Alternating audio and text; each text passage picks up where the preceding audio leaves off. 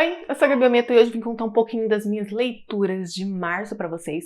Foram no total 8 livros e eu confesso que eu achei que eu tinha lido mais esse mês, parece que eu li tanto que quando eu volto para trás ver as primeiras leituras eu quase não lembro mais. Porém, não me importo muito com a quantidade, o importante foi a qualidade. Li livros muito bons, alguns foram um pouquinho da minha zona de conforto, alguns que me encantaram. E dessa vez eu vou tentar ser um pouco breve, porque eu tenho o costume de me alongar muito nas minhas leituras mais recentes, as últimas que eu li no mês. E acaba ficando um vídeo gigante que eu tenho que editar, e ele fica grande e ninguém vai assistir. Então vou tentar ser breve. E também ignorem o pincher que não para de latir, tá? Não tenho controle sobre o cachorro do vizinho.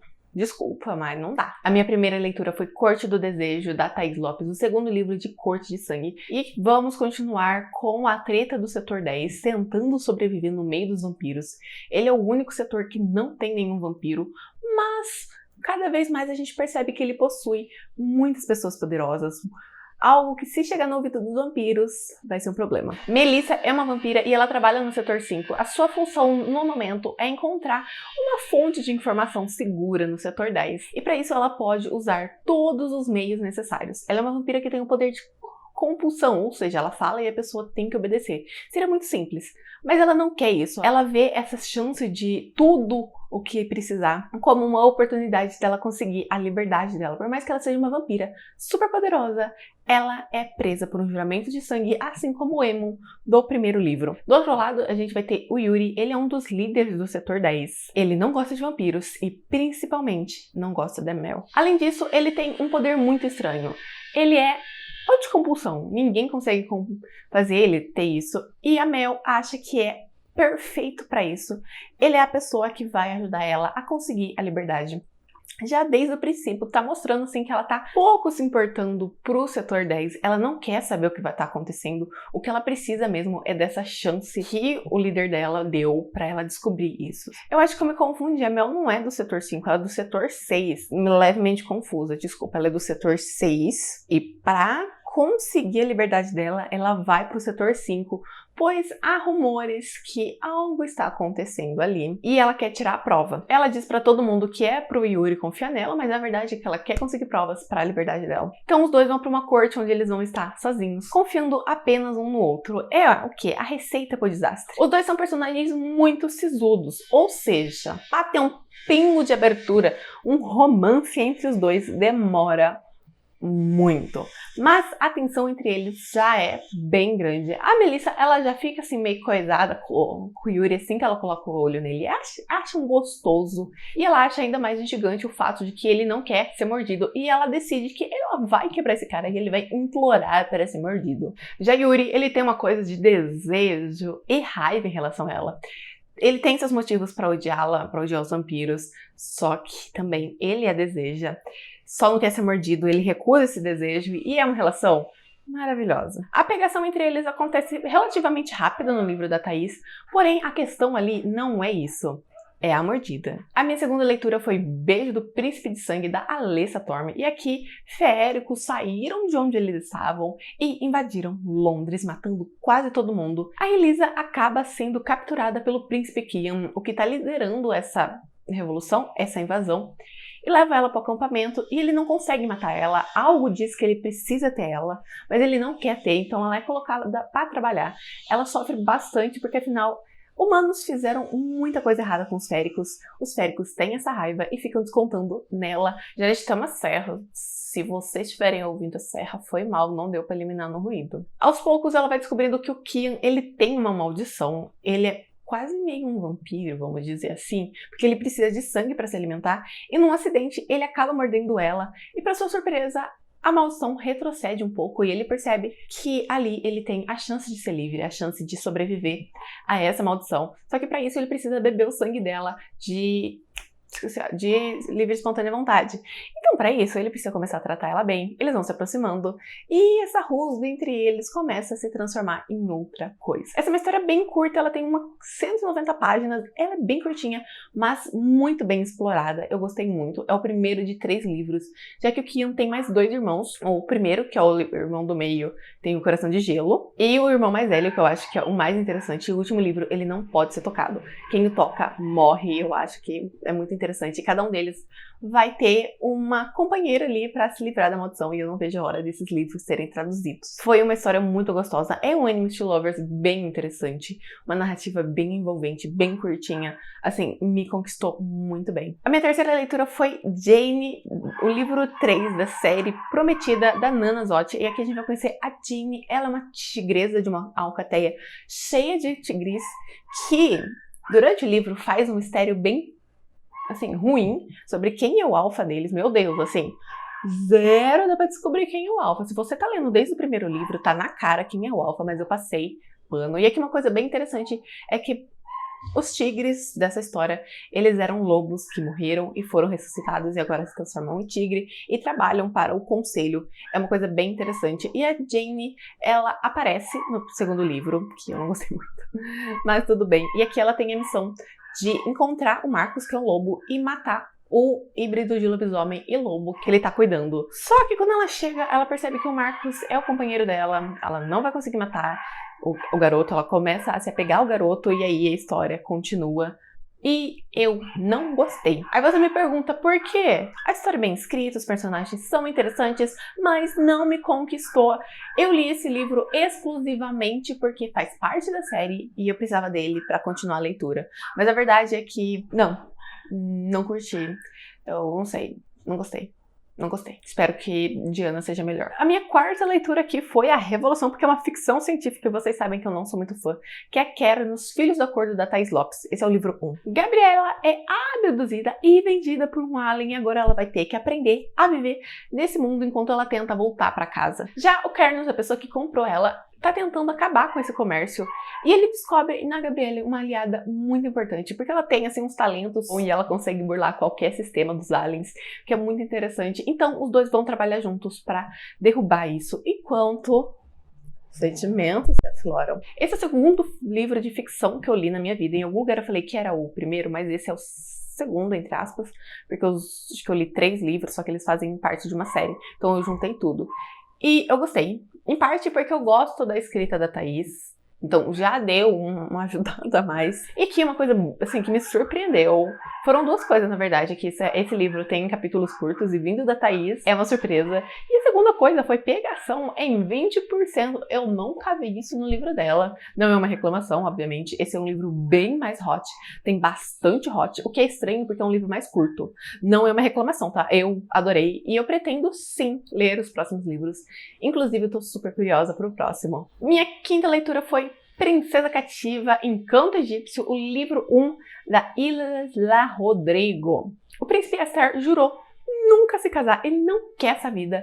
Porém, a mãe dele acha o contrário, ela vai fazer ele se casar. Ela parte em busca da princesa ideal. Zaya, ela tá num templo que ela odeia, ela é maltratada, ela quer sair de lá, mas ela não tem como. E ela vê na oportunidade de se casar com esse príncipe a opção dela ser livre e fazer a mudança. Ela quer acabar com esses templos, porque não é a única que sofre. Então ela aceita esse desafio e vai pra lá, não se importando que o príncipe não quer casar com ela, que se dane. O que ela quer é a coroa da rainha. Os dois são super teimosos, mas eles sentem uma grande atração entre eles. Eles vão tentar negar. O príncipe Aster vai tentar fazer ela fugir, mas ela tá de olho o quê? Na coroa, ela não vai fazer. E aí surgiu ali um romancezinho, mas vai demorar muito pra eles se acertarem. Esse é um romance egípcio, eu gostei bastante. Não sei se ele é historicamente correto, não sei. Eu sei um pouquinho de romance de época lá de 1800. Saiu disso, não sei mais. Como eu falei antes, esse é um livro de uma série, eu acho que vai contemplar cada irmão da Aster. E eu tô bem animada, é uma história bem gostosa. Ela é um pouquinho longa, mas devorei, porque, assim, eu achei muito gostoso. Minha sexta leitura é O Desejo de uma Submissa, da Daya Stuzniski. Maldito seja o nome dessa mulher, porque, meu Deus, é difícil de falar. Essa história originalmente veio de um conto que já falei aqui no canal dos livros. E é uma história mais completa, com 100 páginas, é bem rapidinho. E esse livro, ele começa com um terror da vida real, que é o quê? A vida de uma dona de casa insatisfeita, que não quer essa vida, mas ela não consegue sair. O próprio terror. Essa é a vida da Laura, ela não tá feliz, ela quer sair, ela não consegue. Isso me deu uma agonia que vocês não têm noção, é literalmente o terror da vida real. E do outro lado a gente tem o Miguel, que é o amigo do namorado dela, uma pessoa um pouco mais velha, que gosta de algumas coisas e percebe que a Laura, ela tá infeliz e ela é uma curiosa do meio dele. Então os dois vão acabar se unindo e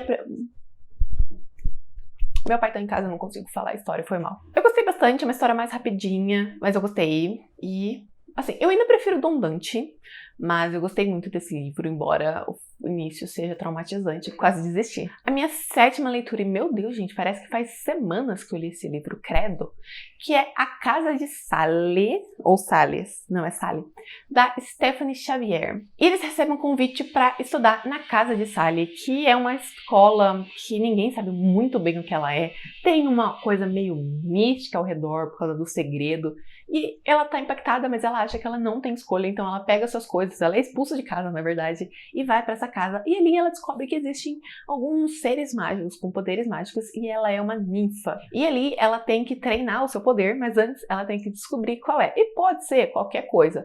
Pode ser flor, pode ser estrela, pode ser dança, pode ser música, pode ser água, pode ser o que for. E não existe uma fórmula, você simplesmente vai vivendo até achar. E ali ela se encontra, ela consegue fazer vários amigos, ela consegue um amor. Ela descobre que ela é super poderosa, ela descobre que ela tem familiares, Sally. E o grande plot da história é basicamente que a Casa Sally é um mistério.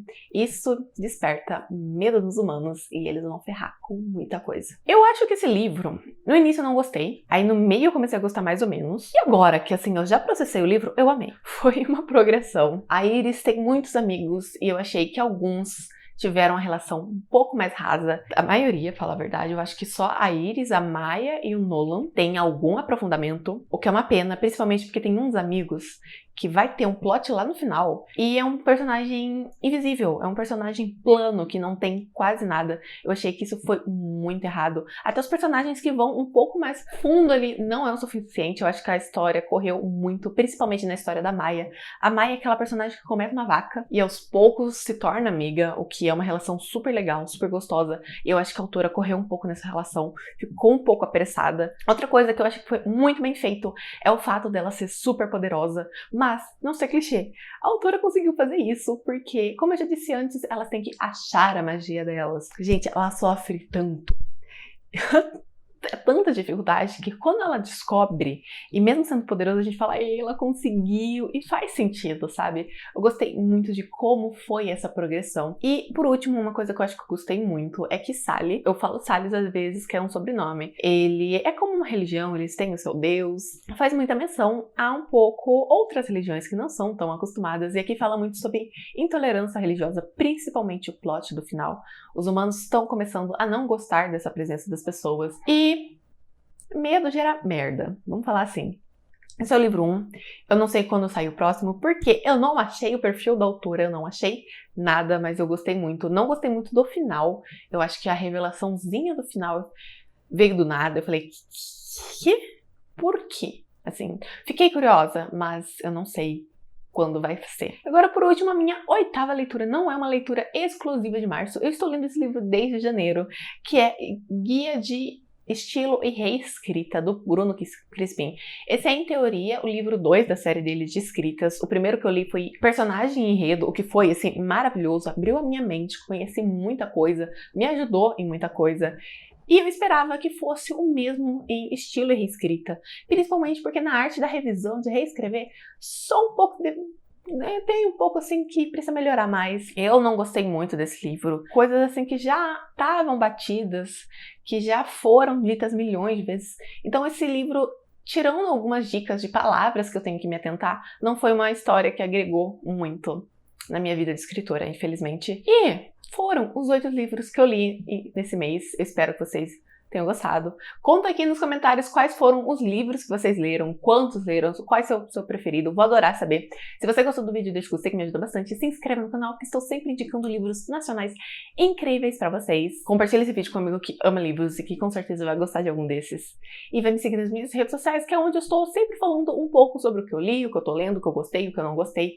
Um pouco de escrita, um pouco da minha gata, um pouquinho de tudo. Se você se interessou por alguma dessas histórias, todos os links vão estar aqui na descrição. Comprem usando o meu link da Amazon, por favor. E, é claro, eu tenho os meus livros, vão conhecer, todos os links vão estar aqui na descrição. Até o próximo vídeo. Tchau!